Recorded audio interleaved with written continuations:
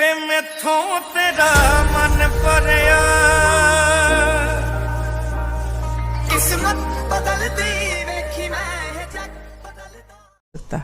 बिल्कुल। और ये तस्वीरें इस वक्त हम देख पा रहे हैं पशुधन आरोग्य मेले की और शल्य चिकित्सा विभाग का निरीक्षण करने के बाद में प्रधानमंत्री अब वापस आए, तमाम जो अधिकारी हैं उनको जानकारी देते हुए कि क्या व्यवस्थाएं वहां पे की गई हैं, किस प्रकार के इंतजाम किए गए हैं।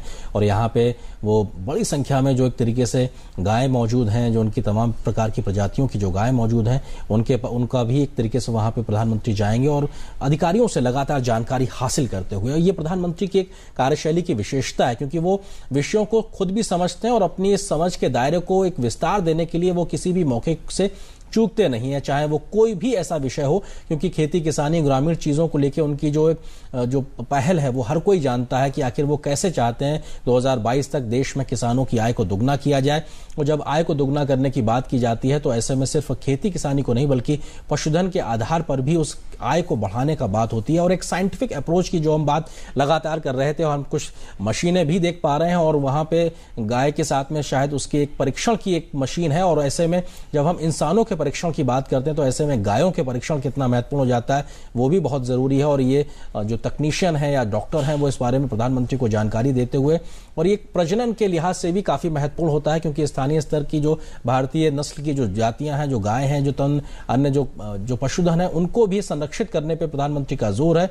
और इस लिहाज से भी राष्ट्रीय कामधेनु प्रजनन केंद्र की स्थापना पर भी प्रधानमंत्री का जोर है। और ऐसे में तमाम गाय हों, तमाम नस्लों की गाय हों, उन सबके जानकारी हासिल करते हुए, और ये संभवतः स्थानीय किसान हैं जो अपने साथ मौजूद उस गाय के बारे में जानकारी देते हुए, प्रधानमंत्री बेहतरी से समझते हैं क्योंकि उनका एक लंबा सार्वजनिक अनुभव रहा है ग्रामीण इलाकों में। वो जानते हैं कि आखिर क्या दिक्कतें परेशानियां सामान्य तौर पे होती हैं, और उस जानकारी के विस्तार के लिए भी प्रधानमंत्री लोगों से सीधा संवाद स्थापित करते हैं। और यही सीधा संवाद स्थापित करने की एक परंपरा के तौर पे हम देख सकते हैं प्रधानमंत्री ने वहां पे लोगों से बात की है। गाय हो या अन्य पशुधन हो, उनके बारे में जानकारी हासिल करना, उनसे संबंधित रोगों के बारे में पता करना, उनकी दवाओं के बारे में जानकारी करना, उनकी दवाओं की उपलब्धता को लेकर भी जानकारी हासिल करना, क्या और प्रयास किए जा सकते हैं, क्या वो वैज्ञानिक तकनीकें अपनाई जा सकती हैं, इस सब चीजों के बारे में। क्योंकि जो अनुभव के आधार पे जो ग्रामीण चीजें बताते हैं वो बेहद महत्वपूर्ण होती हैं। वैज्ञानिक उस पर आगे बढ़ते हुए एक प्रकार से जमीन पे बदलाव लाने की कोशिश करते हैं। और तमाम लोग जो कि पशुधन आरोग्य मेले में मौजूद हैं और इस पूरे पूर्वी भारत के लिहाज से जो चीजें बदलने की बात प्रधानमंत्री करते हैं वो उस लिहाज से ये काफी महत्वपूर्ण। और यहाँ पर अधिकारी जो तमाम मौजूद हैं वो जानकारी देते हुए और प्रधानमंत्री जानकारी हासिल करते हुए कि पशुओं के लिहाज से अगर बात की जाए तो हिंदुस्तान में दुनिया में दूध उत्पादन के लिहाज से नंबर 1 देश है। और ये अपने आप में एक बहुत बड़े चमत्कारिक तौर पे देखा जाता है। दुनिया के सबसे सफलतम कोऑपरेटिव डेयरी मूवमेंट के तौर पे हिंदुस्तान ने वो चीज करके दिखाई है 60 के दशक में जब इसकी शुरुआत हुई थी। और अभी 2017 तक हम एक लंबे समय से दूध के उत्पादन में जब हम बहुत पिछड़े हुए थे उस वक्त ये शुरुआत हुई थी। और आज हम दुनिया में दूध के उत्पादन में नंबर 1 देश के तौर पे कई सालों से काबिज हैं। और ये जो हमारी जरूरतें हैं ये अपने आप में बेहद बढ़ती नजर आती हैं। और ऐसे में इस जरूरतों को पूरा करने के लिए भी इस दिशा में काम करने की जरूरत है। क्योंकि अगर दूध के लिहाज से बात की जाए, खासतौर से गाय के दूध के लिहाज से बात की जाए, तो अपने आप में संपूर्ण आहार के तौर पे जाना जाता है। उसके अंदर की जो खूबियां होती हैं वो अपने आप में किसी भी संपूर्ण आहार के तरीके से होती हैं। ऐसे में उसकी जो प्राकृतिक जो संपूर्णता है उसको बनाए रखना भी जरूरी है। क्योंकि बदलते परिवेश में जब वातावरण दूषित होता है, बदलते परिवेश में जब जल दूषण देखने को मिलता है, बदलते परिवेश में जब कई प्रकार के केमिकल्स के इस्तेमाल की बात होती है, तो न सिर्फ मानव शरीर बल्कि वो जानवरों के शरीर पर भी प्रभावित करता नजर आता है। और ऐसे में इस प्रभावित कर सकने की संभावनाओं को वक्त रहते सचेतना, उनके बारे में जानकारी जुटाना, उन पे काम करना, इस प्रयास के तौर पर इस दिशा को देखा जा सकता है। क्योंकि परंपरा के साथ में तकनीक को जोड़ना, परंपरा के साथ में वैज्ञानिकता को जोड़ना, परंपरा के साथ में उस नई सोच को जोड़ना, इस दिशा के लिहाज से ये बेहद महत्वपूर्ण है। और प्रधानमंत्री न सिर्फ जानकारी हासिल करते हुए बल्कि इस प्रकार के संदेश देते हुए, निर्देश देते हुए जो लोगों के ऊपर ये जिम्मेदारी है वो इस काम को और बेहतरी से कैसे आगे बढ़ाएं। और हिंदुस्तान के लिहाज से अगर बात की जाए तो खेती किसानी में पशुधन का बेहद महत्वपूर्ण रोल होता है। और पशुधन और या दूध उत्पादन के लिहाज से महिलाओं का रोल भी बेहद महत्वपूर्ण होता है। और ये तस्वीरों हम देख सकते हैं भेड़ उत्पादन भी अपने आप में बेहद महत्वपूर्ण है। न सिर्फ दूध के लिहाज से देखा जाए बल्कि ऊन के उत्पादन के लिहाज से भी बहुत महत्वपूर्ण है। कौन सी नस्लें हो सकती हैं, कौन सी वो चीजें हो सकती हैं जिसको आगे इस पे प्रसारित किया जा सकता है। और हमारे सहयोगी आशुतोष शुक्ला हमारे साथ में एक बार फिर से जुड़ गए हैं। आशुतोष, क्या कुछ और जानकारी इस वक्त आप बता सकते हैं प्रधानमंत्री वहां पे हासिल करते हुए? देखिए, पंडित दीनदयाल उपाध्याय पशु मेले का जो ये प्रदर्शनी की तरह लगाई गई है, जहां पर तमाम सारी जानकारी अधिक से अधिक गंगा तीरी गायों के संबंध में और अन्य दुधारू पशुओं के संबंध में है, वो दी जा रही है प्रधानमंत्री को। प्रधानमंत्री उसके बारे में जानकारी प्राप्त कर रहे हैं और खासा जोर इस बात को लेकर के है कि उनका जो शल्य चिकित्सा विभाग है, खासतौर पर चिकित्सा विभाग, किस तरह से पशुओं की दवाई हो, किस तरह से पशुओं का रखरखाव हो, किस तरह से पशुओं को सुलभ दवाइयां मिल सके, इस चीज को लेकर के प्रधानमंत्री जो है अभी यहाँ पर लोगों के साथ मुलाकात कर रहे हैं, इसके अधिकारियों के साथ में मुलाकात कर रहे हैं। और एक बात यह भी यहाँ पर अवलोकन करने की बात है कि जो बार बार मैं आपसे बता रहा हूँ कि गंगा तीरी गायों के संवर्धन की बात की जा रही है, इनका संवर्धन किस प्रकार से हो, प्रधानमंत्री का इस बात पर भी जोर है। संवर्धन ही न हो, इस तरह से पुष्ट गायें पैदा हो कि जो अधिक मात्रा में दूध के लिए भी कुछ यहाँ पर जो भी रिसर्च हो सकता है वह हो। इसके साथ ही किसानों को इसके साथ कितना फायदा मिल सकता है, उनके चारे की क्या व्यवस्था हो सकती है, इसको लेकर के भी प्रधानमंत्री की चिंता है, जिसका अवलोकन वो इस समय कर रहे हैं। आशुतोष, जिन चीजों का उद्घाटन प्रधानमंत्री ने अभी किया, शल्य चिकित्सा विभाग की अगर बात हो, इससे पहले अगर स्थानीय स्तर पर हम बात करें, क्या कुछ व्यवस्थाएं सुविधाएं उपलब्ध रही थी और अभी इस प्रकार की चीजों के जुड़ने के बाद में क्या कुछ बदलाव आएगा स्थानीय स्तर पे?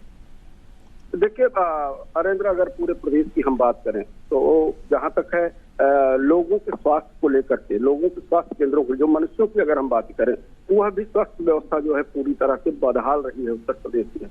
पिछले समय से जब योगी की सरकार यहाँ पर आई है तो प्राथमिक उपचार केंद्रों पर लोगों के लिए व्यवस्था की जा रही है। ऐसी हालत में आप कल्पना कर सकते हैं कि पशुओं के वेटरनरी की जो स्थिति है वो कितनी महत्वपूर्ण रही होगी। ब्लॉक स्तर पर वेटरनरी के अस्पताल खोले गए थे बहुत पुराने, उसमें डॉक्टरों का पूर्णतः अभाव दिखाई देता है।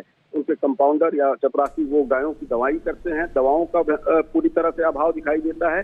तो इन सारी व्यवस्थाओं को कहीं न कहीं अब एक गति मिलेगी। पशुओं के प्रति जो प्रधानमंत्री की चिंता है, जिस तरीके से पशुपालकों के लिए वो ये व्यवस्था की जा रही है, आप देख सकते हैं टीवी स्क्रीन पर प्रधानमंत्री इस समय जो है उन गायों को, जो यहाँ पर 350 गंगा तीरी गायें हैं, उनका अवलोकन करने के लिए जा रहे हैं।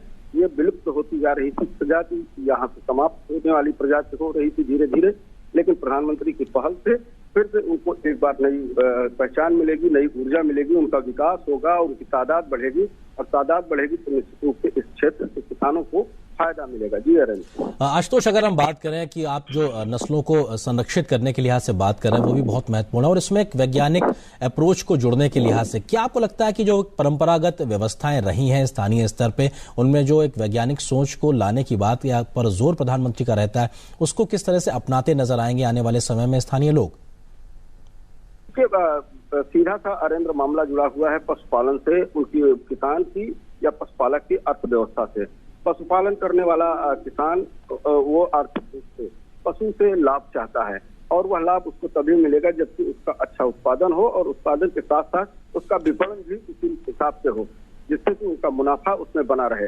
पशु का रखरखाव इस वक्त महंगी प्रक्रिया हो गई है। जिस तरह से अनाज महंगा है, उस रेट में ही उसको दूध के उत्पादन का दाम भी मिले, सुदूर गांव से पैदा होने वाला दूध शहरों तक पहुंचे, उसे जो है पूरा मूल्य मिले, इसके लिए भी प्रबंध किया जाना आवश्यक है। और जिस तरह से छोटी छोटी डेयरियां खोलकर के गांव स्तर पर उसे दूध खरीदे जा रहे हैं, कई एजेंसियां और प्रदेश सरकार की भी एजेंसियां इस बात में लगी हुई हैं।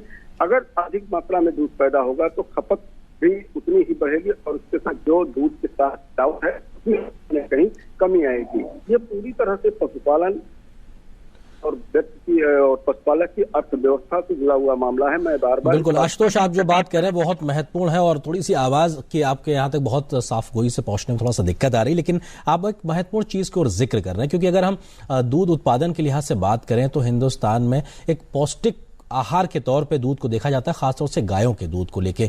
और ऐसे कई इलाके हैं जहां पे हम कुपोषण की समस्या से लड़ रहे हैं और अगर उन इलाकों में दूध की उपलब्धता बढ़ेगी, चाहे वो शहरी इलाके हों, ग्रामीण इलाके हों, तो अपने आप में बच्चों के पुष्टाहार से एक बहुत बड़े बदलाव आएंगे। क्योंकि अगर नौनिहालों के स्वास्थ्य पर अगर अभी से जोर दिया जाएगा तो एक नए भारत के निर्माण का जो हम जिक्र करते हैं तो उसमें एक बुनियाद में ही एक तरीके से स्पष्टता आएगी या कहा जाए तंदुरुस्ती आएगी। तो उस लिहाज से बहुत महत्वपूर्ण है, क्योंकि अगर पौष्टिकता खाने के लिहाज से बात की जाए तो दूध जैसी चीज़ों को डॉक्टरों का भी बहुत जोर रहता है बच्चों पे खास तौर से, और कुपोषण जैसी इलाकों में जहाँ पे जिन इलाकों में कुपोषण की समस्या है वहाँ पर अगर दूध की उपलब्धता बढ़ती है तो उसका भी फायदा मिलेगा। और अगर देखा जाए तो जो दूध उत्पादन करने वाले जो किसान हैं बीते सालों में उनकी आय में काफ़ी एक बढ़ोतरी देखने को मिली है। और अगर आंकड़ों की माने तो 2014 से 2017 तक दूध उत्पादन के जो आय के आंकड़े हैं उसमें लगभग 14% की बढ़ोतरी देखने को मिली है और अपने आप में काफी महत्वपूर्ण चीज है। 2014 से 2017 तक की बात की जाए तो दूध उत्पादन में लगभग 17% की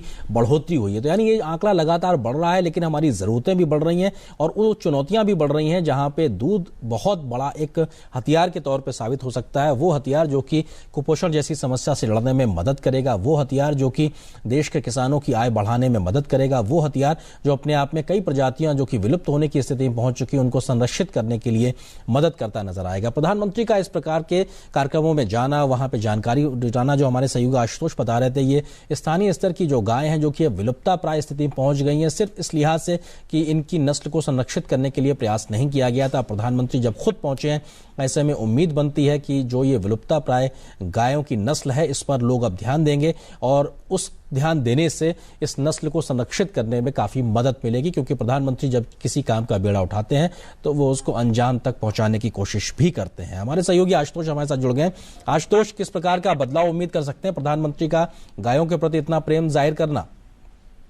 देखिए, प्रधानमंत्री का अगर सच पूछे तो गायों के प्रति ही प्रेम नहीं है, हर उस विलुप्त होती चीज के प्रति है जो काशी और बनारस ही नहीं देश के अन्य भागों से भी जुड़ी हुई है।